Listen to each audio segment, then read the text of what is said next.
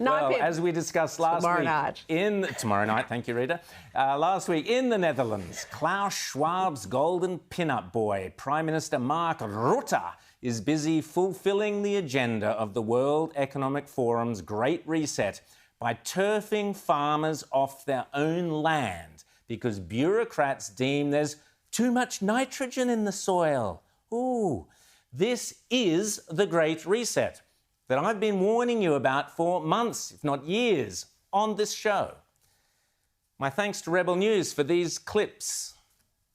In the existing Next-Gen EU fund, there is still a lot of money, which is also partly funneled towards greening our economies, and that's exactly what we need to do to become less gas and oil dependent. Where do you find still such a Prime Minister in the world?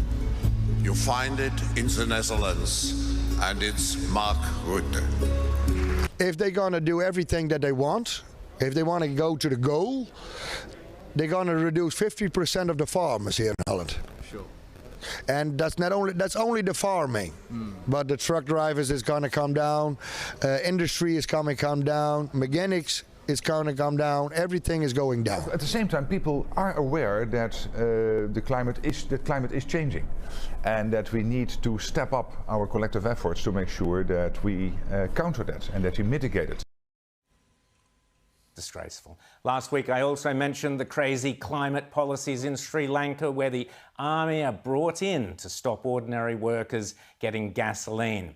And this morning, as I said, we learnt that Sri Lankan President Gotabaya Rajapaksa has been forced to flee as protesters surround his residence. More madness caused entirely by the climate cult implementing climate change policies. No other reason. We're also now getting reports that Italian farmers are rising up to protest in Rome. Quote, they are saying, "We are not slaves, we are farmers. We cannot make ends meet." But it's not just Italian farmers.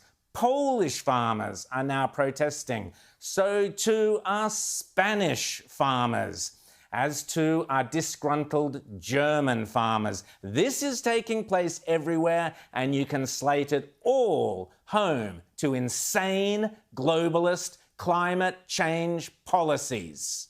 Indeed, Germany's largest landlord, wait for it, will be reducing heating for tenants in order to save energy, according to Reuters. I've lived in Germany. It's bloody cold, I can tell you. This, as I say, is the Great Reset in action. In the Netherlands, the proposals include a map displaying areas where up to 95% reduction in nitrogen in the soil by 2030 is required, with entire regions facing 70% reduction targets.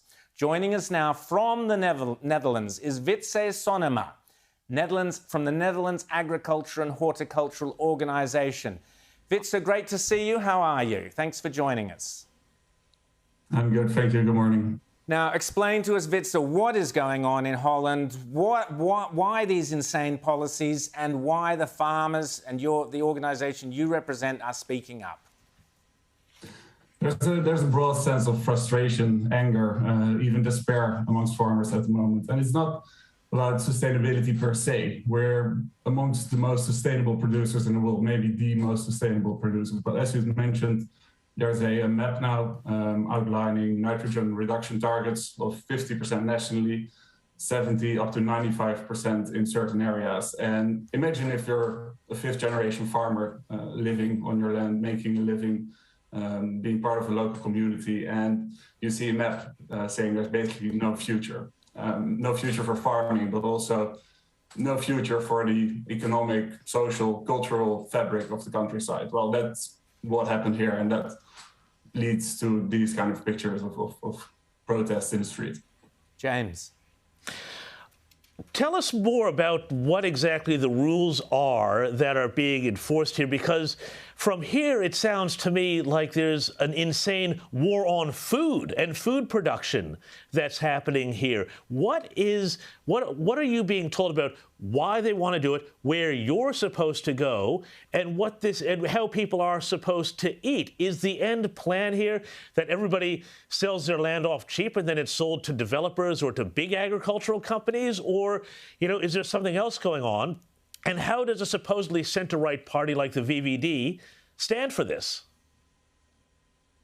So I'm not going to give you a full history lesson, but since the Second World War, farmers in the Netherlands had a clear assignment, a clear mission, which is produce good food, make sure it's plentiful, make sure it's available always. And we've been massively successful at that. We've never had hunger again. We've never had empty supermarkets, even during COVID, even during the war in Ukraine now, with supply chains that have been taking a hit globally. In the Netherlands, we only spend about 8% of our income on food, which is both historically and internationally speaking extremely low.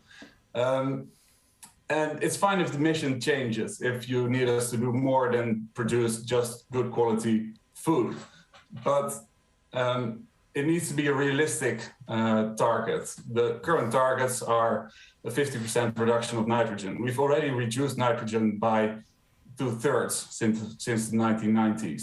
So another reduction is possible. We've actually, with our membership base, the farmers of the Netherlands, put forth proposals showing that we can reduce further if that is what society asks. But a 50% reduction in 2030, that's in 7 years. It's simply unfeasible. And the protests you're seeing at the moment are, I believe, about more than just that. It's about a disconnect between, on the one hand, political ambitions, and on the other hand, real world outcomes. It's about consumers asking for one thing and voters sometimes asking for a different thing. And as a farmer, you're an entrepreneur. It has to work out in the bottom line in the end. Rita. We've seen very little coverage of these protests in the Netherlands, but the vision is incredible. What is the response in the Netherlands itself? Are the people with you? Are they standing with the farmers? Or do they back these dramatic reductions? So the current reduction plans have been announced exactly 1 month ago today, and the upheaval has been massive, but so has public support been. We're enjoying the full support of the public, and these protests, by and large, further increase that cement it.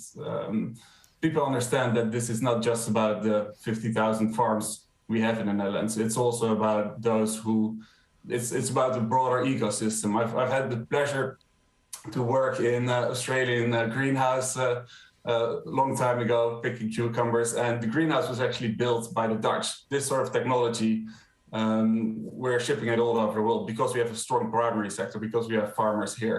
And people understand that. It's about, as I said, the economic, the social, the cultural fabric of the countryside, of the rural Netherlands. So yes, we are enjoying massive public support. This hasn't translated yet to a changed political course, unfortunately.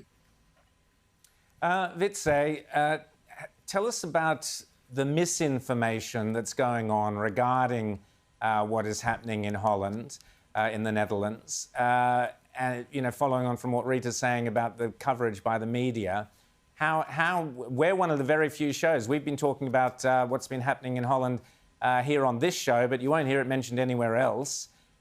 I suspect that's true in many other countries around the world. Is there misinformation taking place in the Netherlands? I wouldn't call it misinformation. No, there's a massive amount of attention to the trouble we're facing as a farming community and as the countryside in the broader sense. So there's always certain perspectives on the news, and some of them line up with reality better than others. And I do appreciate getting the time in your morning show to highlight the issues we're facing, because this is, in the end, a broader discussion about how can we tackle certain questions that society may or may not ask, and at the same time do it in a way that's actually realistic. that will lead to the cost being spread, because nothing is free. If you raise the bar on certain things, the bill cannot be paid by farmers themselves. If you're, say, an average farmer, as far as you can call them average, but say you're a dairy farmer, you have 100 cows, your income will be for at least 100 hours of work around the €30,000 mark. If you have to reduce by 50%, it's got to be negative 100,000. You're done in a year. James.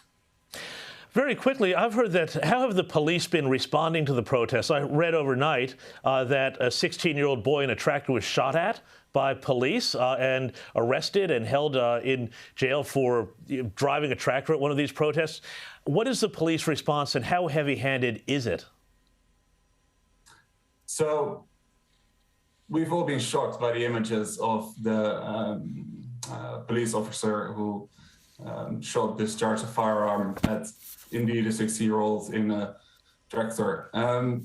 The Dutch police are not known for firing at protesters, not at all.